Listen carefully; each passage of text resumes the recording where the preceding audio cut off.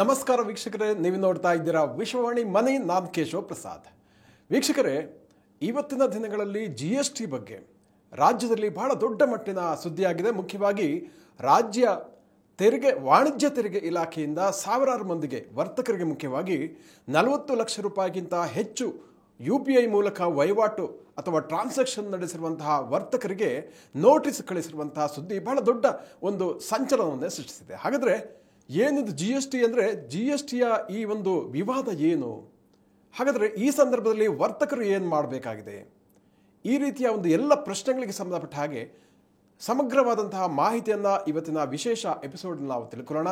ಇದಕ್ಕಾಗಿ ನಮಗೆ ವಾಣಿಜ್ಯ ತೆರಿಗೆ ಇಲಾಖೆಯ ರಿಟೈರ್ಡ್ ಜಾಯಿಂಟ್ ಕಮಿಷನರ್ ಆದ ಸುಬ್ರಾಯ ಹೆಗ್ಡೆ ಅವರು ನಮ್ಮ ಜೊತೆ ಇವತ್ತು ಬಂದಿದ್ದಾರೆ. ಹಾಗೂ ನಮ್ಮ ಎಲ್ಲ ಪ್ರಶ್ನೆಗಳಿಗೆ ಸಂಬಂಧಪಟ್ಟ ಹಾಗೆ ಸಕಲ ಉತ್ತರಗಳನ್ನು ನೀಡಲಿಕ್ಕಿದ್ದಾರೆ. ಅಲ್ಲ, ನಾನು ಇದೇ ಒಂದು ಪ್ರಶ್ನೆ ಕೇಳ್ತೇನೆ. ಒಂದು ಅಭಿಪ್ರಾಯ ಇರುವಂಥದ್ದು ಸಾರ್ವಜನಿಕರಲ್ಲಿ, ಇಲಾಖೆ ಕರೆಕ್ಟಾಗಿ ಇನ್ಫಾರ್ಮೇಷನ್ ಕೊಡ್ತಾ ಇಲ್ಲ, ತರಾತುರಿಯಲ್ಲೇ ನೋಟಿಸನ್ನು ಕೊಡುವಂಥದ್ದು ಇದೆಲ್ಲ ಮಾಡ್ತಾರೆ. ಬಟ್ ಈ ಕೆಲಸವನ್ನು ಜನ ಜಾಗೃತಿಯನ್ನು ಮೂಡಿಸುವಂಥದ್ದು ಯಾಕೆ ಮುಂಚೆ ಮಾಡಿಲ್ಲ? ಯಾಕೆ ಜಾಹೀರಾತನ್ನು ಕೊಟ್ಟಿಲ್ಲ? ಏನಾದರೂ ಪ್ರೆಷರ್ ಇದೆಯಾ ಇದರ ಹಿಂದೆ ಅನ್ನುವಂಥ ಪ್ರಶ್ನೆ. ಇಲ್ಲ, ಸಾಮಾನ್ಯವಾಗಿ ಈ ಟ್ಯಾಕ್ಸ್ ಇನ್ಸ್ಪೆಕ್ಷನ್, ನೀವು ರೇಟ್ಸ್ ಅಂದ್ಬಿಡ್ತೀರಿ, ನಾವು ಇನ್ಸ್ಪೆಕ್ಷನ್ ಅಂತ ತಪಾಸಣೆ ಅದಷ್ಟೇ. ನೀವು ಕಾಯ್ದೆಬದ್ಧವಾಗಿ ಅದನ್ನು ಪಾಲನೆ ಮಾಡ್ತಾ ಇದ್ದಾರೆ ಅಂತ ನೋಡೋದು ಒಂದು ಪ್ರಕ್ರಿಯೆ. ಅದು ಗೊತ್ತಾಯ್ತಲ್ಲ. ಅದನ್ನು ಮಾಡಿದಿರೋ ಅಂದ ತಕ್ಷಣ ಮಾತಾಡ್ಕೊಳ್ಳೋದು, ಓ ಸರ್ಕಾರಕ್ಕೆ ದುಡ್ಡು ಕಡಿಮೆ ಆಗಿದೆ, ಈ ಸರ್ಕಾರಕ್ಕೆ ಇದಕ್ಕೇನೋ ಒಂದಿಷ್ಟು ದುಡ್ಡು ಬೇಕಾಗಿದೆ, ಕರೆಕ್ಟ್ ಮಾಡ್ತಿದ್ದಾರೆ. ಇಲ್ಲ, ಇದು ಒಂದು ಸಹಜವಾದಂಥ ಪ್ರಕ್ರಿಯೆ. ಭಾಳಷ್ಟು ಮಾಧ್ಯಮದಲ್ಲಿ ಬರೋದಿಲ್ಲ. ಪ್ರತಿ ದಿವಸ ನಮ್ಮದು 106 ಜನ ಅಧಿಕಾರಿಗಳು ರಾಜ್ಯದಲ್ಲಿ ಕೋಟ್ಯಾಂತರ ರೂಪಾಯಿ ಇದನ್ನು ಇನ್ಸ್ಪೆಕ್ಷನ್ ಮಾಡಿ ತೆರಿಗೆಯನ್ನು, ಬಜೆಟ್ ತೆರಿಗೆಯನ್ನು ಪತ್ತೆ ಹತ್ತಾನೆ ಇರ್ತಾರೆ. ಗ್ಯಾರಂಟಿ ಸ್ಕೀಮ್ಗೆ ದುಡ್ಡು ಶಾರ್ಟೇಜ್ ಆಗಿದೆ, ಹಾಗಾಗಿ ಈಗ ಹಾಕ್ತಾ ಇದ್ದಾರೆ ಅಂತ ಮಾತಿದೆ. ಅದೇ ನಾನು ಹೇಳ್ದಲ್ಲ, ಅದು ಸಾಮಾನ್ಯವಾಗಿ ಜನಗಳು ಅಂದ್ಕೊಳ್ಳುವಂಥದ್ದು.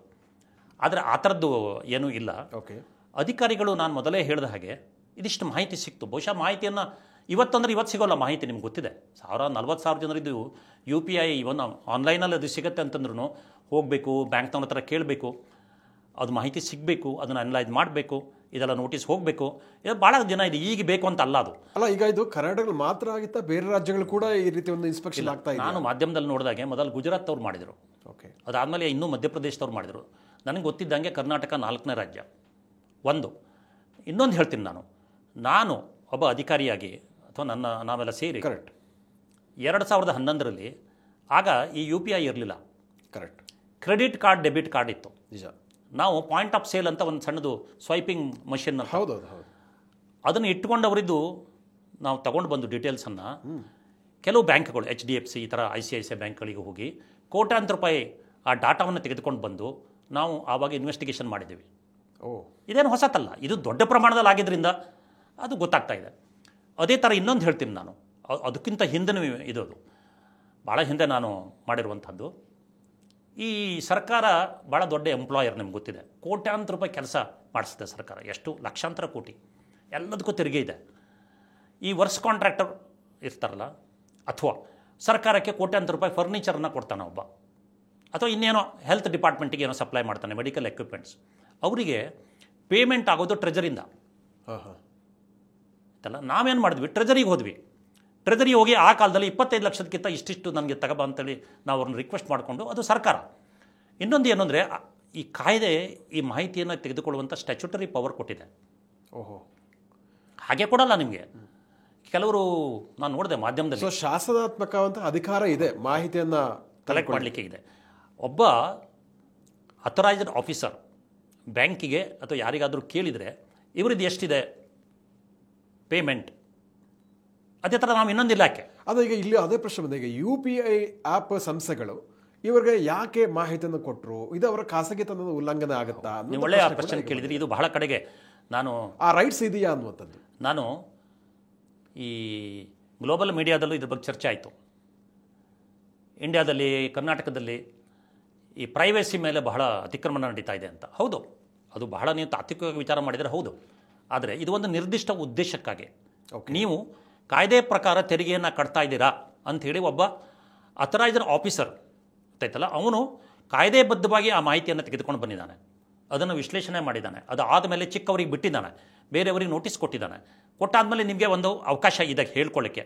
ಹಾಗೆ ಅದನ್ನು ಆ ಪ್ರಕ್ರಿಯೆ ನಡೀತಾ ಇದೆ. ಅಂದರೆ ಸರ್ ಈಗ ಯು ಪಿ ಐ ಇರ್ಬೋದು, ಜಿ ಪೇ ಇರ್ಬೋದು, ಈ ಥರ ಯು ಪಿ ಐ ಆ್ಯಪ್ ಸಂಸ್ಥೆಗಳಿಗೆ ಹೋಗಿ ಒಬ್ಬ ವಾಣಿಜ್ಯ ತೆರಿಗೆ ಇಲಾಖೆಯ ಅಧಿಕಾರಿ ಕಾನೂನುಬದ್ಧವಾಗಿ ಈ ಮಾಹಿತಿಗಳನ್ನು ಪಡ್ಕೊಳ್ಳಿಕ್ಕೆ ಅವಕಾಶ ಇದೆ. ಹೌದು. ಓಕೆ, ನೀವು ಯು ಪಿ ಐಗೆ ಹೋಗ್ಬೇಕಂತ ಏನಿಲ್ಲ, ಬ್ಯಾಂಕ್ನಲ್ಲಿ ಕೇಳಿದ್ರೆ ಸಿಗ್ತದೆ. ಹೌದೌದು, ಕರೆಕ್ಟ್ ಅಲ್ವಾ? ಬ್ಯಾಂಕ್ನಲ್ಲಿ ಏನಾಗಿದೆ ನಿಮಗೆ ಗೊತ್ತಿದ್ದ ಹಾಗೆ, ನಮ್ಮ ಪ್ಯಾನ್ ನಂಬರ್ ಅದೊಂದು ಸೂತ್ರ ಅಂತಲೇ ಹೇಳಬೇಕು, ಎಲ್ಲರನ್ನೂ ಬಂಧಿಸ್ಬಿಟ್ಟಿದೆ, ಬ್ರಹ್ಮಾಸ್ತ್ರ ಆಗಿಬಿಟ್ಟಿದೆ. ನಿಮ್ಮ ಇನ್ಫಾರ್ಮೇಷನಿಗಾಗಿ ಒಬ್ಬ ರಿಜಿಸ್ಟ್ರೇಷನ್ ತೆಗೆದುಕೊಂಡ, ನಾವು ಹೆಚ್ಚಾಗಿ ಅನ್ರಿಜಿಸ್ಟರ್ಡ್ ಡೀಲರ್ ಬಗ್ಗೆ ಹೇಳ್ತಾ ಇದ್ದೀವಿ. ರಿಜಿಸ್ಟ್ರೇಷನ್ ತೆಗೆದುಕೊಂಡ ಅಂದರೆ ನಮ್ಮ GST ರಿಜಿಸ್ಟ್ರೇಷನ್ಗೆ 15 ಡಿಜಿಟ್ ಇದೆ, ಗೊತ್ತಾಯ್ತಲ್ಲ? ಅದರಲ್ಲಿ ಮೊದಲನೇದು 229 ಅಂದರೆ ಕರ್ನಾಟಕ, ಇನ್ನೊಂದು ಯಾವುದೋ 30 ಅಂದರೆ ತಮಿಳ್ನಾಡು, ಯಾವುದೋ ಬರ್ತದೆ. ಮುಂದಿನ 10 ಡಿಜಿಟ್ ಇದೆಯಲ್ಲ, that is your PAN number. Okay, ಗೊತ್ತಾಯ್ತಲ್ಲ? ಕೊನೆಗೆ ಒಂದು ಎಂಟಿಟಿ ಅಂತ ಬರ್ತದೆ, ನೀವು ಒಬ್ಬನ ಕಂಪ್ನಿನ ಪಾರ್ಟ್ನರ್ಶಿಪ್ ಅಂತ. ಸೊ ಎಲ್ಲದೂ ಈ ಪ್ಯಾನ್ ನಂಬರ್ ಲಿಂಕ್ ಆಗಿದ್ದರಿಂದ ಬ್ಯಾಂಕಿಗೆ ಹೋಗಿ ಯಾರ್ಯಾರೆಲ್ಲ ಈ ಥರ ಮಾಡಿದ್ದಾರೆ, ಯಾರ್ಯಾರು UPI ಮುಖಾಂತರ ತೆಗೆದುಕೊಳ್ತಾ ಇದ್ದಾರೆ ಅಂತೇಳಿ ನಿಮಗೆ ಮಾಹಿತಿ ಸಿಗ್ತದೆ ಅಂದರೆ ನಿಮಗೆ ಸಿಗೋಲ್ಲ. ಒಬ್ಬ ನಾನು ಹೇಳಿದ್ನಲ್ಲ ಅಥರೈಸ್ಡ್ ಪರ್ಸನ್, ಅವರು ವಿಚಾರ ಮಾಡ್ತಾರೆ, ಅವರಿಗೆ ಬ್ಯಾಂಕ್ನವರಿಗೆ ಅವರಿದೇ ಆದಂಥ ಮನೋಧರ್ಮ ಇದೆ, ವೃತ್ತಿ ಧರ್ಮ ಇದೆ ಅವರಿಗೆ. ಅವರು ಹಾಗೆಲ್ಲ ಮಾಡಲ್ಲ ಅವರು. ಆದರೆ ಅವ್ರಿಗೆ ಗೊತ್ತಿದೆ ಎಲ್ಲಿವರೆಗಿದೆ ಅಂತಂದರೆ, ನಮ್ಮಲ್ಲಿ ಒಂದು ಬ್ಯಾಂಕ್ ಅಟ್ಯಾಚ್ಮೆಂಟ್ ಅಂತ ಇದೆ. ನಾನು ಸರ್ಕಾರಕ್ಕೆ 1 ಲಕ್ಷ ಕಟ್ಟಬೇಕು, ಕಟ್ಟಿಲ್ಲ, 3 ವರ್ಷ ಆಯಿತು, ನೋಟಿಸ್ ಕೊಟ್ಟರು ಏನೂ ಮಾಡಿಲ್ಲ. ನನಗೆ ಗೊತ್ತಾಗುತ್ತೆ ಕೇಶವ್ ಪ್ರಸಾದ್ ಅವರು ಸುಬ್ರಾಯ ಹೇಡಿಗೆ 1 ಲಕ್ಷ ಕೊಡಲಿಕ್ಕಿದೆ ಅಂತ. ನಾನು ನಿಮಗೆ ನೋಟಿಸ್ ಕೊಡ್ಬೋದು, ನೀವು ಸರ್ಕಾರಕ್ಕೆ ಕಟ್ಬಿಟ್ರೆ ನನಗೆ ಕೊಟ್ಟಂಗೆ. ಈ ಥರದ್ದೆಲ್ಲ ಇದೇನು ಮುಂಚೆನಿಂದಲೂ ಇರುವಂಥದ್ದು. ಯಾಕೆಂದರೆ ultimately what's government, it is nothing but the people. ಸರ್ಕಾರಕ್ಕಾಗಿ, ಪಬ್ಲಿಕ್ ಕಾಸಿಗಾಗಿ ರಾಜಸ್ವ ಸಂಗ್ರಹಣೆಯಲ್ಲಿ ಇರುವಂಥದ್ದು. ಈ ಸರ್ಕಾರದ ಅಥವಾ ರಾಜ್ಯ ಅಥವಾ ದೇಶದ ಇಂಟ್ರೆಸ್ಟ್ ಏನಿದೆಯಲ್ಲ ಅದು ಸರ್ವೋಚ್ಚ. ಅದು ಅಲ್ಲಿ ಸ್ವಲ್ಪ ಮಟ್ಟಿನ ಈ ಥರದ್ದು ಆಗ್ಬೋದು, ಪ್ರೈವಸಿ ಈ ಥರದ್ದು ಉಲ್ಲಂಘನೆ ಸ್ವಲ್ಪ ಮಟ್ಟಿಗೆ ಆಗ್ತದೆ, ನಾವು ತ್ಯಾಗ ಮಾಡಬೇಕಾಗತ್ತೆ. ಅದೇ ಒಂದು ದೊಡ್ಡ ಇಶ್ಯೂನ ಮಾಡುವಂಥದ್ದಲ್ಲ. ಈ ಇನ್ಫಾರ್ಮೇಷನ್ ಮಾಹಿತಿ, ಉದಾಹರಣೆಗೆ IT ಆ್ಯಕ್ಟ್, ಒಬ್ಬ ಟೆರರಿಸ್ಟ್ ಅಂತ ಸಸ್ಪೆಕ್ಟ್ ಮಾಡಿದ್ದಾರೆ ಅಂತ ತಿಳ್ಕೊಳ್ಳಿ, ಅವನ ಬಗ್ಗೆ ಮಾಹಿತಿ ಕೇಳಿದರೆ ಅದು ಹೇಗಾಗುತ್ತೆ? ಪ್ರೈವಸಿ ಉಲ್ಲಂಘನೆ ಮೇಲ್ನೋಟಕ್ಕೆ ಆಗ್ತದೆ ಅಲ್ಲ, ಮೇಲ್ನೋಟಕ್ಕೆ ಆಗ್ಬೋದು ಆರ್ಗ್ಯುಮೆಂಟ್ಗೆ. ಹಾಗೆ ಅಲ್ಲಿ ಹೇಗೆ ಮಾಹಿತಿ ಆಗ್ತದೋ ಅದೇ ಥರ ಬೇರೆ ಬೇರೆ ಸಂದರ್ಭಗಳಲ್ಲಿ ಅಧಿಕಾರಿಗಳಿಗೆ ಅಧಿಕಾರ ಇದೆ, ಅದನ್ನು ಮಾಡ್ತಾ ಇದ್ದಾರೆ ಅವರು. ಹಾಗೆ ಸೊ ಹಾಗಿದ್ರೆ ಈಗ ಈ ಸಂದರ್ಭದಲ್ಲಿ ಒಟ್ಟಾರೆಗೆ ಹೇಳೋದಿದ್ರೆ ಈ ನೋಟಿಸ್ ಬಂದವರು ಈ ಎಕ್ಸ್ಪ್ಲನೇಷನ್ ಕೊಡಬೇಕಾಗತ್ತಲ್ವಾ? ಸೊ ಅದನ್ನು ಹೇಗೆ ಮಾಡ್ಬೋದು ಅಂತ ಹೇಳ್ತೀರಾ? ಅದೇ, ಈಗ ಫಸ್ಟ್ ಆಫ್ ಆಲ್ ಯಾರು ನೋಟಿಸ್ ಕೊಟ್ಟಿದ್ದಾರೆ ಅವ್ರ ಎದುರಿಗೆ ಇವರು ಅಪಿಯರ್ ಆಗಬೇಕು. ಓಕೆ, ಕೆಲವೊಮ್ಮೆ ಅವರಿಗೆ, ಈಗ ನಮಗೆ ಭಾಳ ಸಾರಿ ಸರ್ಕಾರಿ ಕಚೇರಿಗೆ ಹೋಗೋದಂದ್ರೆ ಭಯ ಆಗುತ್ತೆ, ಕರೆಲ್ವಾ? ಅದಕ್ಕೆ ಕೆಲವರು ಆಡಿಟರ್ಸ್ ಇದ್ದಾರೆ, ಅಲ್ಲೇ ಅನುಭವ ಇರೋ ಅಕ್ಕಪಕ್ಕದ ಅವ್ರ ಸ್ನೇಹಿತರು ಯಾರು ಇರ್ಬೋದು. ಅದೇನು ಆಡಿಟರ್ CAಗಳೇ ಆಗಬೇಕು ಅಂತ ಏನಿಲ್ಲ. ಓಕೆ, ನಾನು ಎಲ್ಲರಿಗೂ ಅಡ್ವೈಸ್ ಮಾಡೋದು ಅಂದರೆ ನೀವು ಅಧಿಕಾರಿ ಹತ್ರ ನೀವೇ ನೇರವಾಗಿ ಹೋಗಿ, ಸ್ವಾಮಿ ನಂದು ಹೀಗಿದೆ ಅಂತ ಹೇಳಿ. ಯಾಕೆಂದರೆ ಒಂದು ವ್ಯಕ್ತಿ ಹತ್ರ ನೋಡಿದಾಗ ಯಾರು ಏನು ಅಂತ ಸ್ವಲ್ಪ ಮಾಹಿತಿ ಬರ್ತದೆ. ಅಲ್ಲ, ಅದು ನೀವು ಮಾಡಬೇಕಾದ ಕೆಲಸವಲ್ಲ, ನಾವು ಯಾಕೆ ಬರಬೇಕು ಅನ್ನೋಂಥ ಪ್ರಶ್ನೆ ಬರುತ್ತೆ. ಇಲ್ಲ, ಈಗ ಒಬ್ಬ ವ್ಯಾಪಾರಸ್ಥ ಆಗಿ ಒಬ್ಬ ನಾಗರಿಕ, ನೀವು ಮೊದಲನೇದಾಗಿ ಇವರ ಬೇಸಿಕಲಿ ಸಿಟಿಜನ್, ನೀವೊಬ್ಬ ವ್ಯಾಪಾರಸ್ಥ, ನಿಮಗೆ ತೆರಿಗೆ ಬಾಧ್ಯತೆ ಇದೆ ಅಂತಂದರೆ ನಿಮಗೂ ಒಂದಿಷ್ಟು ಡ್ಯೂಟಿ ನಿಮ್ಮ ಮೇಲೆ ಕಾಸ್ಟ್ ಆಗುತ್ತೆ. ಸೊ ಅಂದರೆ ವ್ಯಾಪಾರ ಮಾಡೋರ ಬಾಧ್ಯತೆ ಅದು, ವ್ಯಾಪಾರ ಯಾರು ಮಾಡ್ತಾರೆ ಅವರ ಬಾಧ್ಯತೆ ಅಂತ ಹೇಳ್ತೀರಾ? ಹೌದು. ಓಕೆ, ತೆರಿಗೆ ಕಟ್ಟೋದು ಹೇಗೆ ನಾನು ಇನ್ಕಮ್ ಟ್ಯಾಕ್ಸ್ ಕಟ್ಟೋದು ನನ್ನ ಬಾಧ್ಯತೆ ಇದೆಯೋ ಅದೇ ಥರ ಒಂದು ಲಿಮಿಟ್ ಆದಮೇಲೆ it's A liability. Okay, it's my responsibility, ಜವಾಬ್ದಾರಿ ಅದು. ಆಗ ನಾನು ಯಾರು ಮಾಡಿದ್ದಾರೆ, ಕೆಲವೊಮ್ಮೆ ಈಗಂತೂ ಎಲ್ಲ ಇನ್ಫಾರ್ಮೇಷನ್ ಇದೆ, ಮಾಧ್ಯಮದಲ್ಲಿದೆ. ನೀವು ಒಂದು ಪ್ರಶ್ನೆಗೆ ಅವಾಗ ಕೇಳಿದೆ, ನಾನು ಸರಿಯಾಗಿ ಅದನ್ನು ಬಿಟ್ಬಿಟ್ಟೆ. ಅದನ್ನು ಏನಂದರೆ, ಯಾಕೆ ಮಾಹಿತಿ ಕೊಟ್ಟಿಲ್ಲ, ಯಾಕೆ ಜಾಗೃತಿ ಇಲ್ಲ ಅಂತ ನಾನು ಹೇಳ್ತೀನಿ.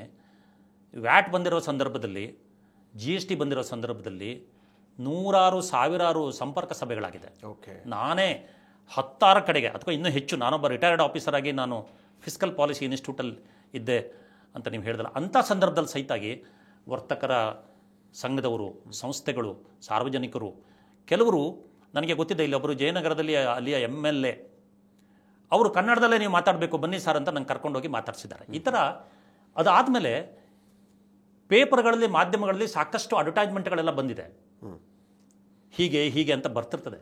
ಬಟ್ ನಮ್ಮಲ್ಲಿ ಏನಾಗ್ತದೆ, ನಾವು ಅದನ್ನು ಇಗ್ನೋರ್ ಮಾಡಿಬಿಡ್ತೀವಿ. ಮತ್ತು ಈ ಥರ ಬಂದಾಗ ನನಗೆ ಗೊತ್ತಿರಲಿಲ್ಲ, ಈಗ ಗೊತ್ತಿರಲಿಲ್ಲ ಅನ್ನೋದು ಅದು ಒಂದು ಡಿಫೆನ್ಸ್ ಆಗೋದೇ ಇಲ್ಲವಲ್ಲ. ಹಾಗೆ ಕರೆಕ್ಟ್. ಜಿ ಎಸ್ ಟಿಗೆ ಸಂಬಂಧಪಟ್ಟಾಗ ಸಾಕಷ್ಟು ಉಪಯುಕ್ತವಾದ ಮಾಹಿತಿಯನ್ನು ನಮ್ಮ ವೀಕ್ಷಕರಿಗೆ ಕೊಟ್ಟಿದ್ದೀರಿ ಮತ್ತು ಬಹಳ ಉಪಯೋಗ ಆಗ್ಬೋದು ಅಂತ ಅನಿಸುತ್ತೆ. ಅದೇ ರೀತಿ ನಾವು ಇತ್ತೀಚೆಗೆ ಜಿ ಎಸ್ ಟಿ ಈ ಕಾಂಪನ್ಸೇಷನ್ ಆ್ಯಕ್ಟ್ ರಾಜಿ ತೆರಿಗೆ ಪದ್ಧತಿ ಬಗ್ಗೆ ಒಂದಷ್ಟು ಮಾಹಿತಿಯನ್ನು ವಿಡಿಯೋ ಮೂಲಕ ಕೊಟ್ಟಾಗ ತುಂಬ ಮಂದಿ ಅದಕ್ಕೆ ರೆಸ್ಪಾನ್ಸ್ ಕೂಡ ಮಾಡಿದ್ದಾರೆ. ಸೊ ಅಲ್ಲಿ ಒಂದಷ್ಟು ಮಂದಿ ಪ್ರಶ್ನೆಗಳನ್ನು ಕೂಡ ಕೊಟ್ಟಿದ್ದಾರೆ ನಮ್ಮ ವಿಶ್ವವಾಣಿ ಮನಿ ವೀಕ್ಷಕರು. ಅದರಲ್ಲಿ ಕೆಲವೊಂದು ಆಯ್ದ ಪ್ರಶ್ನೆಗಳನ್ನು ಅದಕ್ಕೆ ಉತ್ತರವನ್ನು ತಮ್ಮಿಂದ ಅಪೇಕ್ಷಿತ ಮಾಡ್ತಾ ಇದ್ದೀವಿ. ಸೊ ಹಾಗೆ ಅದ್ರ ಬಗ್ಗೆ ಹೋಗೋದಿದ್ರೆ ಈಗ ಒಬ್ಬರು ಏನು ಹೇಳಿದ್ದಾರೆ ಅಂದರೆ, ಒಂದು ಸಂಗೀತ ಅಕಾಡೆಮಿ ನಾವು ನಡೆಸ್ತಾ ಇದ್ದೀವಿ, ತಿಂಗಳಿಗೆ 2 ಲಕ್ಷ ರೂಪಾಯಿ ಫೀಸು ಕಲೆಕ್ಟ್ ಆಗ್ತಾ ಇದೆ, ಇದಕ್ಕೆ ಜಿ ಎಸ್ ಟಿ ಅಪ್ಲೈ ಆಗುತ್ತಾ ಅಂತ ಕೇಳಿದ್ದಾರೆ. ಹೌದು, ಅವರು ಸಂಗೀತ ಅಕಾಡೆಮಿ ಅಂತ ಪ್ರೈವೇಟ್ ಆಗಿ ಕೋಚಿಂಗ್ ಈ ಥರದ್ದು ಮಾಡ್ತಾ ಇದ್ದರೆ, if it is not A recognised school, ಮಾನ್ಯತೆ ಪಡೆದ ಶಾಲೆ ಅಥವಾ ಅಕಾಡೆಮಿ ಅಲ್ಲ ಅಂತಂದರೆ ಓಕೆ, ತಿಂಗಳಿಗೆ 2 ಲಕ್ಷ ಅಂತಂದರೆ ವರ್ಷಕ್ಕೆ 24 ಲಕ್ಷ ಆಯಿತು. ಸರ್ವಿಸ್ ಕ್ಷೇತ್ರಕ್ಕೆ 20 ಲಕ್ಷ ಆದ ತಕ್ಷಣ ಅವರಿಗೆ ತೆರಿಗೆ ಬಾಧ್ಯತೆ ಬರ್ತದೆ. ಹಾಗಾಗಿ ಅವರು ಅದಕ್ಕೆ ಕಟ್ಟಬೇಕಾಗತ್ತೆ. ಓಕೆ, ಅಂದರೆ ಅವರು ಈಗ ಈ 24 ಲಕ್ಷ ಆಗುತ್ತೆ ಅಲ್ವಾ?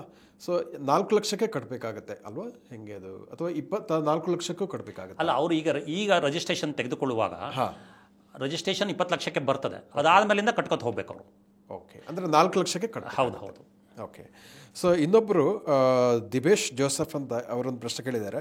ದಿನಕ್ಕೆ 5,000 ರೂಪಾಯಿಂದ 10,000 ರೂಪಾಯಿ ವ್ಯಾಪಾರ ಮಾಡೋರಿಗೆ ಜಿ ಎಸ್ ಟಿ ನೋಟಿಸ್ ಬರುತ್ತಾ ಅಂತ ಕೇಳಿದ್ದಾರೆ. ಈಗ ಅವರ ಪ್ರಶ್ನೆಯಲ್ಲಿ ಅದು ಸರಕು ಸೇವೆ ಅಂತ ಸ್ಪಷ್ಟತೆ ಇಲ್ಲ.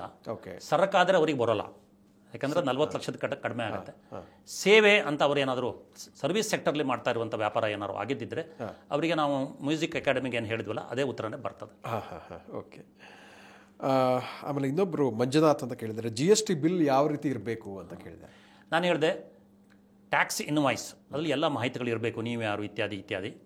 ಅದಾದಮೇಲೆ ಟ್ಯಾಕ್ಸ್ ಇನ್ವಾಯ್ಸನ್ನು ನೀವು ಕೊಡೋದಾದರೆ 1.5 ಕೋಟಿಗಿಂತ ಮೇಲೆ ನಿಮ್ಮದು ವಾರ್ಷಿಕ ವಹಿವಾಟಿದೆ ಅಂತಂದರೆ ನೀವು ಕೇವಲ ರೆಡಿಮೇಡ್ ಗಾರ್ಮೆಂಟ್ ಅಂತ ಇಷ್ಟು ಬರೆದ್ರೆ ಆಗೋದಿಲ್ಲ. ಓಕೆ, HSN ಕೋಡ್ ಅಂತ ಇದೆ, ಗೊತ್ತೈತಲ್ಲ.